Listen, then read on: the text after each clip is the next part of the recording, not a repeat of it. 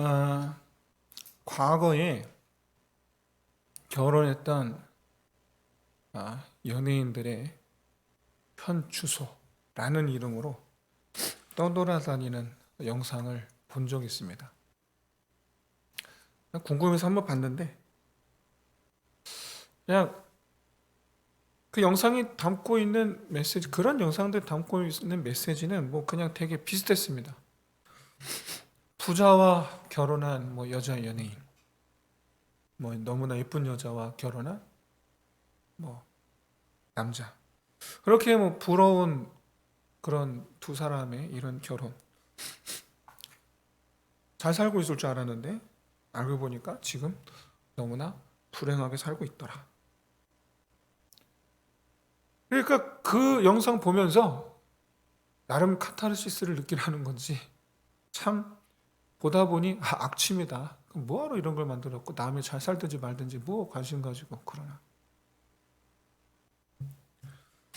근데 유명 그런 연예인들의 그런 결혼하고 난 뒤에 이런 사생활이죠. 남의 사생활 관심 갖는 것도 참 못할 짓인데, 근데 실제로 이렇게 드러난 것을 볼 때에 빙산의 일각입니다만은 일부죠, 일부. 너무나 행복하게 잘 사는 사람들은 안 비춰 보여줘요. 조금 어려운 사람들을 비춰 보여주는 거지. 그러니까 좀 드러나도 조금 드러난 건데, 어쨌든 드러난 것을 보면 온전히, 그야말로 상대방을 온전히 사랑해서 결혼한 것은 아니구나라는 느낌이 들 때가 있는 것이 사실입니다. 뭐 이유 어쨌든 결혼했으면 잘 살면 좋겠는데, 비록 몇몇이지만 드러난 이들의 어떤 결혼 생활의 그 민낯을 보면 1차적으로는 충격이지만 굉장히 안타깝다, 그런 생각이 들 때가 참 많습니다. 어떤 개그맨과 어떤 여배우의 이혼 사건이 세간을 떠들썩하게 만든 지 벌써 꽤 많은 시간이 흘렀죠. 당시 전국에서 제일 인기 많은 개그맨이었습니다. 제일 못생겼는데 인기는 제일 많았어요. 그런 양반이 20대 초반에 21살입니까? 22살입니까? 너무나 예쁜 여배우하고 깜짝 결혼했어요. 아무도 예상 못했어요. 갑자기. 이후에 두 사람이 나와서 방송에서 보여주는 너무나 금슬 좋아 보이는 모습. 그래서 많은 사람들이 다 부러워했어요. 하지만 어느 날 그 남편 개그맨이 아파트 복도에 쓰러진 그 부인의 머리채를 붙잡고 질질 끌며 엘리베이터를 타는 그런 장면들이 CCTV가 공개됐을 때 말 그대로 온 세상이 충격에 빠졌죠. 약 30년이라는 시간을 같이 산 두 사람인데, 뭐 지금은 이혼했지만 부인 되는 분과 그 따님의 말씀을 들어보니 남편이자 그 아버지였던 이의 폭력은 결혼 전부터였더라. 그리고 결혼도 폭력이 무서워서 한 것이었더라 라는 것을 알게 됐습니다. 정말 말 그대로 경악을 금치 못했죠. 이 사건은 인간관계에서 이기심이 끼치는 이 파괴적인 영향력이 어느 정도인가를 보여주는 가장 대표적인 사례가 아닌가, 그런 생각을 해보게 됩니다. 이기심이 사랑이라는 옷을 입으면 그로 말미암는 그 불행은 이루 말할 수가 없습니다. 뿐만 아니라 어떻게 보면 모든 인간관계, 뭐 남녀 간의 문제겠습니까? 모든 인간관계의 그 토대가 이런 이기심이 존재하는 건 아닐까, 그런 생각을 해보게 됩니다. 이기심, 이게 부정적으로, 어감상 부정적으로 들리겠지만 풀면 이거잖아요. 나를 위해, 나를 위해. 모든 인간관계가 다 깔려있는 기본 베이스가 다 나를 위해죠. 나를 위해. 여러분, 지금은요, 결혼을 나를 위해 하는 것이 당연하다고 생각하는 그런 시대입니다. 상대방을 위해서 내가 결혼을 해주는 그런 일은 찾아볼 수가 없어요. 나를 위해. 다. 내가 행복할 것 같아야지 결혼을 하는 거예요. 당연한 거죠. 반대로 결혼을 안 하는 것도 역시 나를 위해서 안 하는 거죠. 결혼만이 아니라 나를 위해서라는 이 표현은 정말 그야말로 맞는 키처럼 내 모든 선택의 기준이 됩니다. 내게 유익이 되면 가고 하고 먹고 만나고.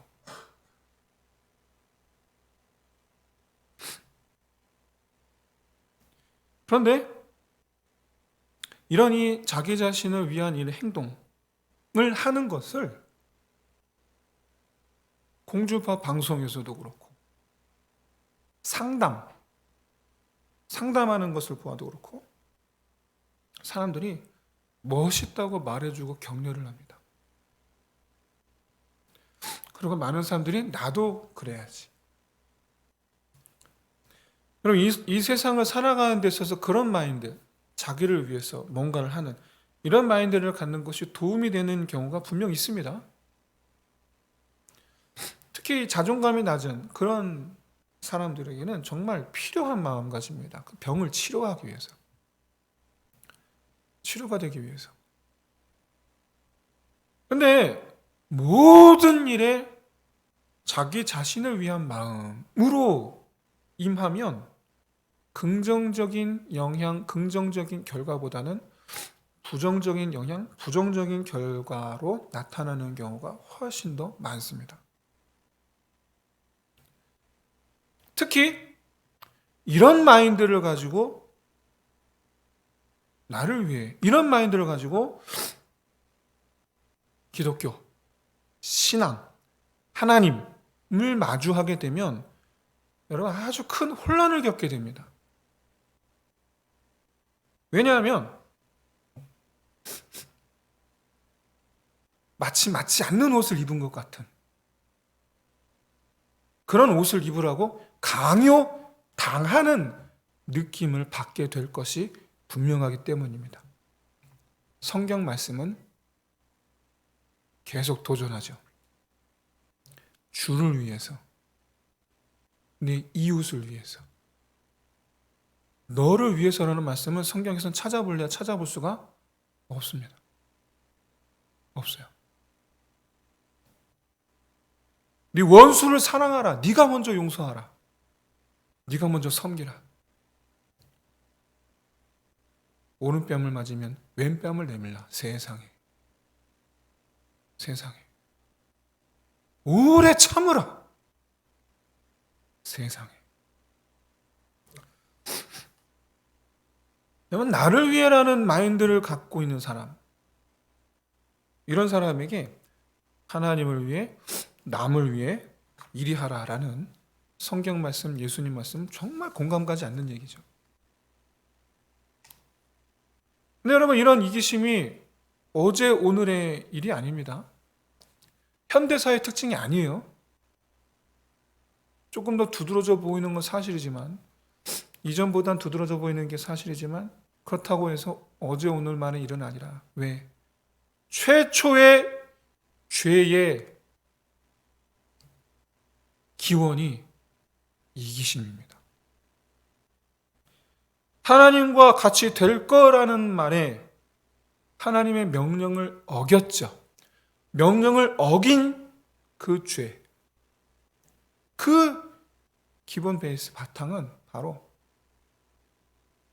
하나님이 되고자 하는, 사단이 하와에게 너를 위해 먹어라, 너 자신을 위해 먹어라 라고 유혹했을 때 그런 말면 나타나게 될 결과, 하나님과의 관계가 파괴되리라는 것을 뻔히 알면서도 뻔히 알면서도 하나님과 같이 되고 싶다는, 즉 나를 위해 먹으라는 그 유혹에 넘어가서 열매를 먹게 되죠. 이후 창세기 4장부터 보여주는 3장에서 아담과 하와가 쫓겨나죠. 그 이후의 모습을 보여주는 창세기 4장부터 6장까지 4장, 5장, 6장 드러난 최초의 인류의 모습은 극단적인 이기주의를 보여줍니다. 오늘날 현대사에서 찾아볼 수 없는 그런 이기주의를 보여줘요. 가장 그때 당시의 사람들의 극단적 이기주의의 특징을 성경이 소개해주고 있습니다. 아담의 6대 손이자 가인의 5대 손이 되는 라멕이라는 사람이에요. 이 라멕이라는 사람이 자기 부인들에게 자랑을 합니다. 나의 상처로 말미암아 내가 사람을 죽였고 나의 상함으로 말미암아 내가 소년을 죽였도다. 그러나 가인을 위하여는 벌이 7배일진데 라멕을 위하여는 벌이 77배일지로다. 하나님께서 동생을 죽인 가인에 대한 심판으로 너는 유리하는 자가 될지어다. 그래서 어디 정착하지 못하고 돌아다니는 사람이 될 거라는 얘기예요. 그런데 가인이 뭐라 하느냐? 자기를 만나는 사람이 자기를 죽이면 어떻게 하냐고 선처를 구합니다. 가인이 만나게 될 사람들은 바로 가인의 형제들이죠. 성경에서 말씀하고 있지 않지만 아담과 하와가 가인과 아벨만 낳은 건 아니에요. 수많은 사람을 낳았어요. 아벨을 죽인, 형제를 죽인 가인, 내버려 두겠냐 이거죠. 그래서 하나님께서 가인을 보호하시려는 요량으로 선포하시는 거예요. 아무도 가인을 건드리지 말라. 내가 심판했으니까 너희는 건드리지 말라. 그래서 가인을 만약에 죽이면 7배의 벌을 받을지어다. 라멕은 자기 조상 가인의 그 경우를 빗대서 말하는 거예요. 자기는 자기에게 조그만 상처를 입혔다는 이유로 사람을 죽여도 이런 나를 해치는 사람은 벌을 77배 받으리라. 지 스스로가.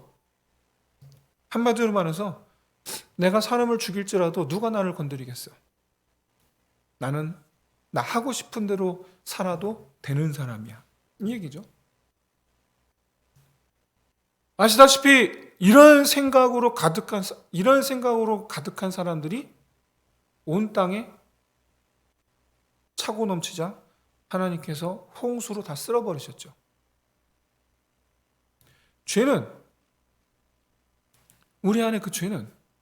우리 안에 이기심을 부추깁니다. 너를 위해 분을 내고, 너를 위해 성을 내고, 너를 위해 질투하고 시기하고, 너를 위해 속이고 빼앗고.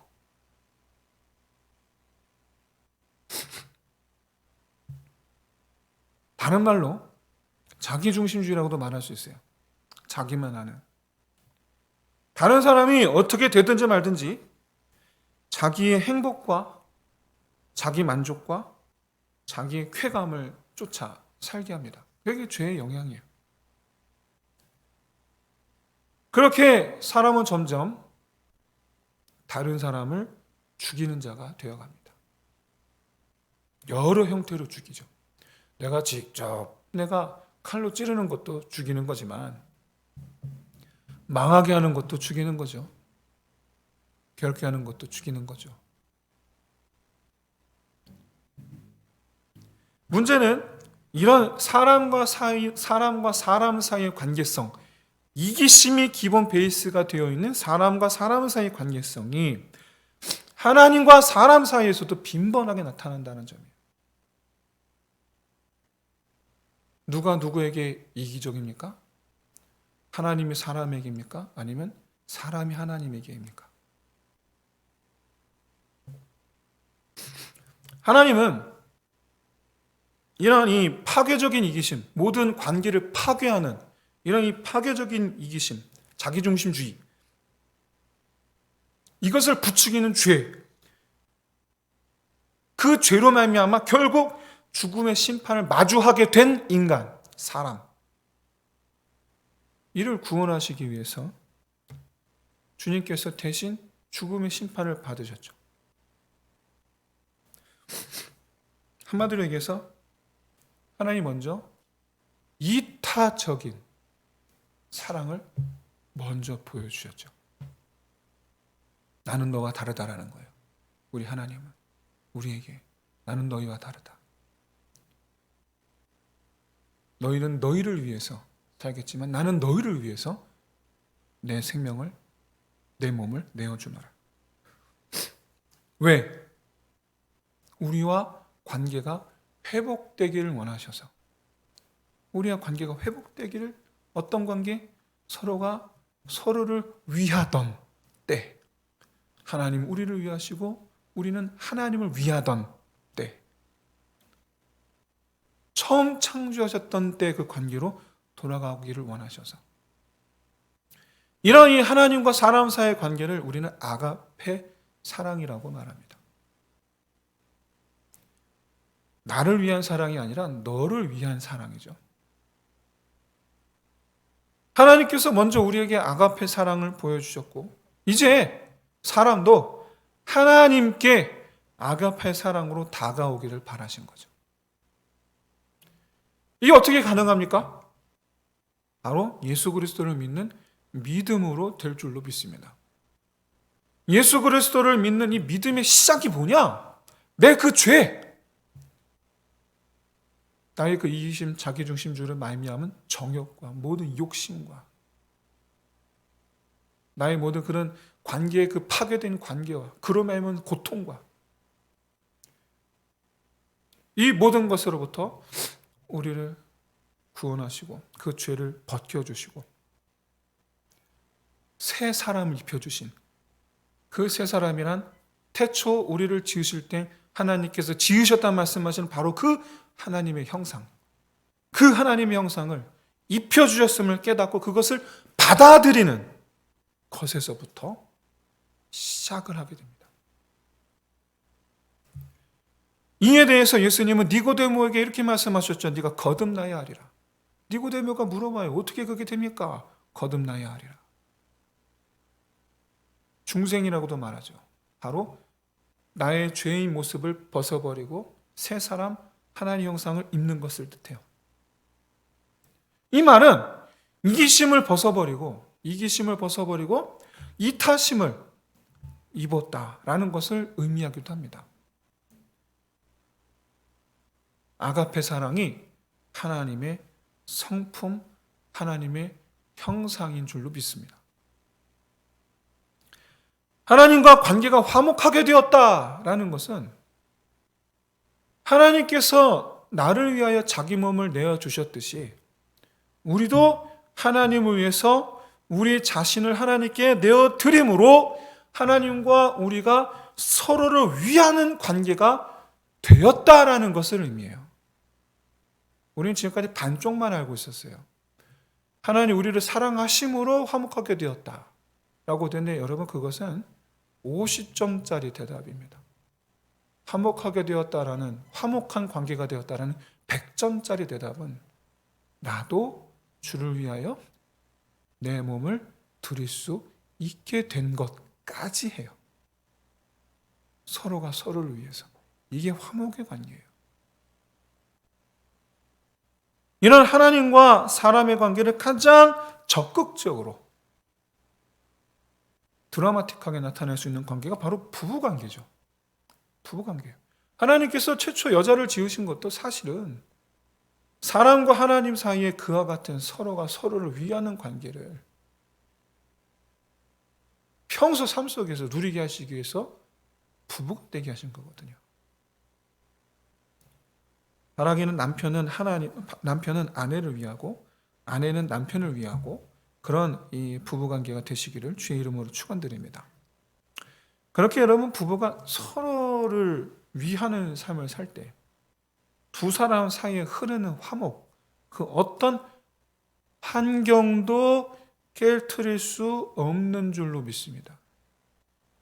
그 어떤 환경도 그 두 부부의 그 관계를 흔들 수가 없어요. 서로가 서로를 위하는 관계가 될 때.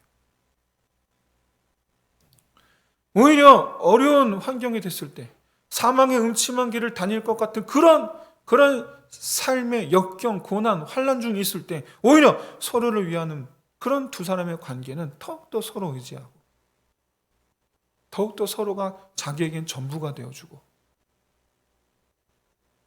그리고 서로가 서로에게 힘이 되어주고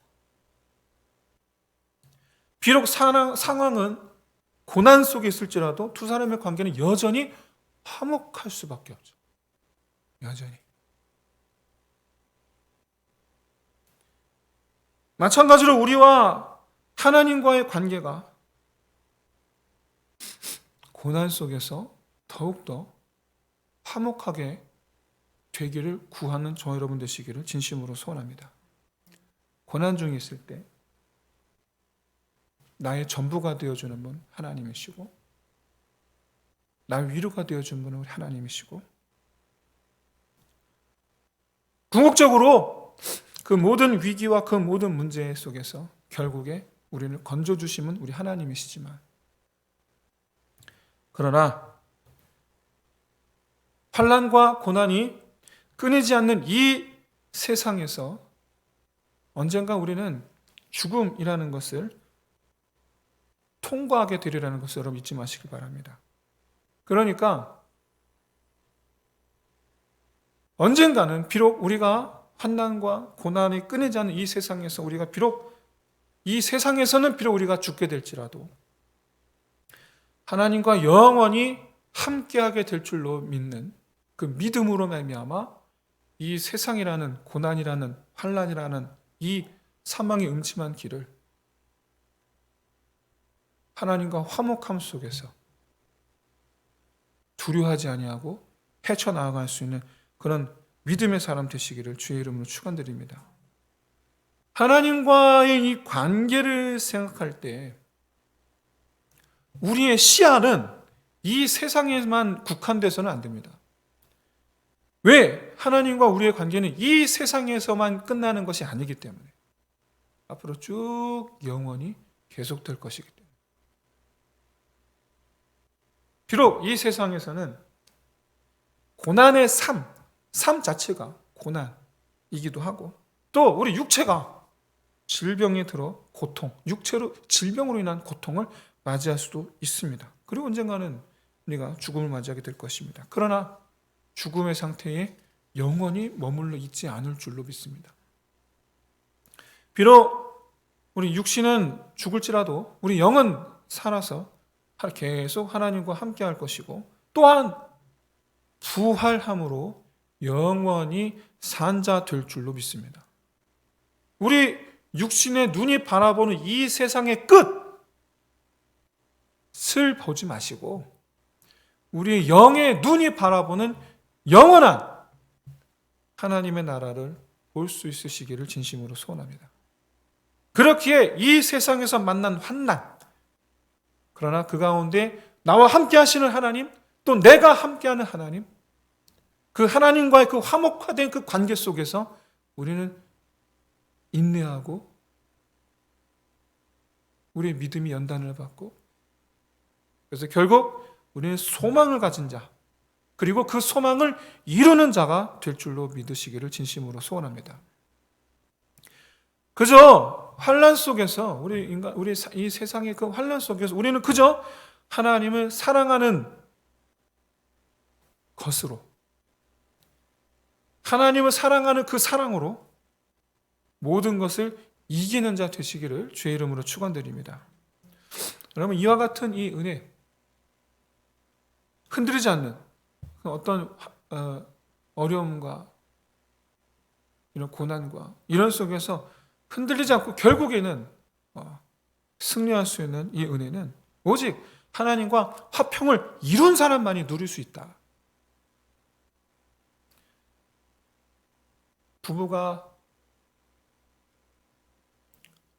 남편이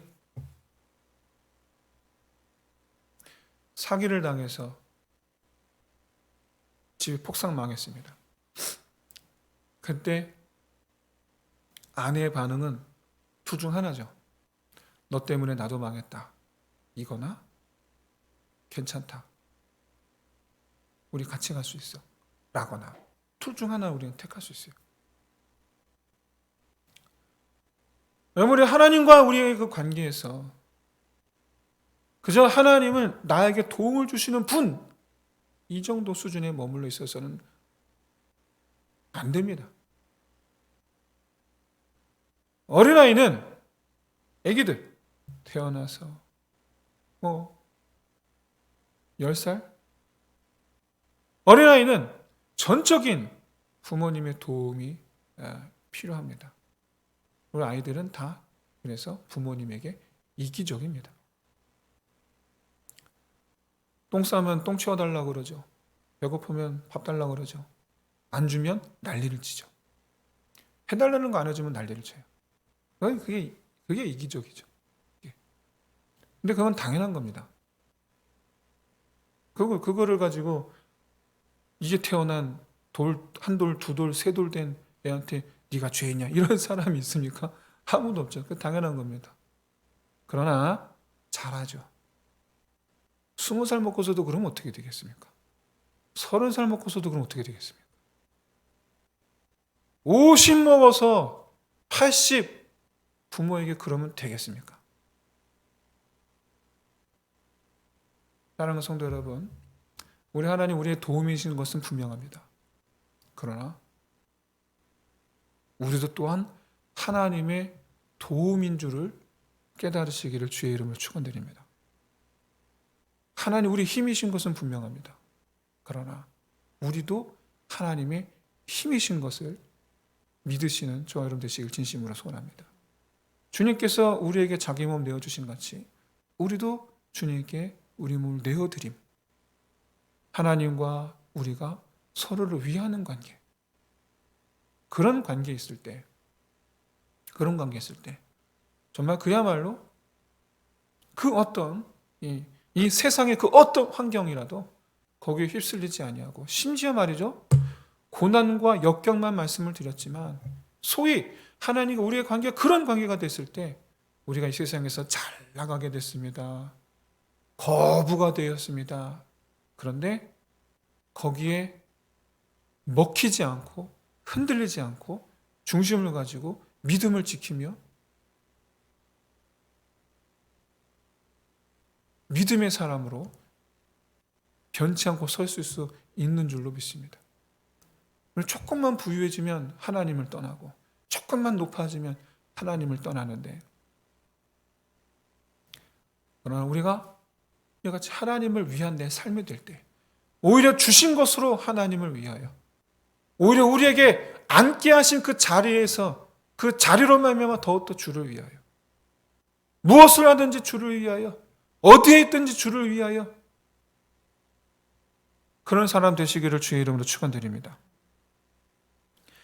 여러분, 우리에게 있어서 가장 중요한 게 뭡니까? 지금 이 시점 늘 항상 그랬기 때문에 우리에게 가장 중요한 것은 하나님의 관계인 줄로 믿습니다. 어떤 상황에서든지.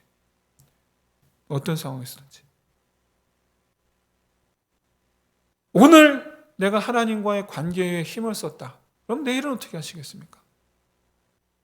10년 뒤는 어떻게 하시겠습니까? 20년 뒤, 30년 뒤, 50년 뒤는 어떻게 하시겠습니까? 여전히 하나님과의 관계에서 화평을 추구하는 것이 가장 중요한 줄로 믿습니다.